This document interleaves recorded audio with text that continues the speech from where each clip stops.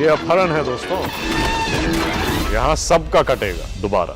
जम्मू कश्मीर के राज्यपाल रह चुके सत्यपाल मलिक के उन आरोपों की अब सीबीआई जांच कराई जाएगी जिनमें उन्होंने कहा था कि उनके कार्यकाल के दौरान अंबानी और आरएसएस से जुड़े एक व्यक्ति की 2 फाइलों को मंजूरी देने के बदले 300 करोड़ रुपए की पेशकश की गई थी।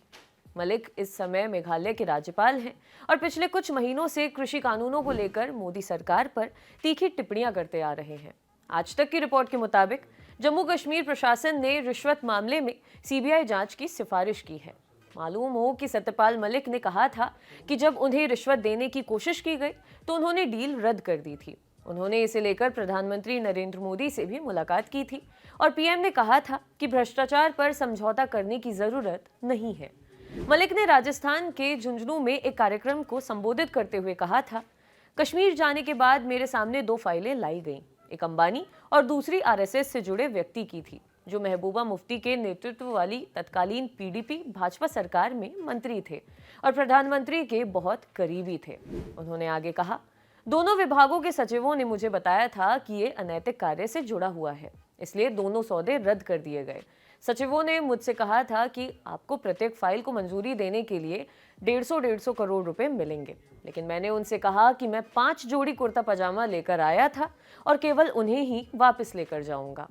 उनके इस भाषण का एक वीडियो सोशल मीडिया पर खूब वायरल भी हुआ था। वैसे तो सत्यपाल मलिक ने इस बारे में विस्तार में नहीं बताया था कि आखिर ये 2 फाइलें किन मामलों से जुड़ी हुई थीं, लेकिन न्यूज़ एजेंसी पीटीआई ने अपनी एक रिपोर्ट में बताया था कि मलिक सरकारी कर्मचारियों, पेंशन भोगियों और मान्यता प्राप्त पत्रकारों के लिए एक सामूहिक स्वास्थ्य बीमा पॉलिसी योजना को लागू करने से संबंधित फाइल का जिक्र कर रहे थे, जिसके लिए सरकार ने अनिल अंबानी के नेतृत्व वाले रिलायंस समूह के रिलायंस जनरल इंश्योरेंस के साथ करार किया था।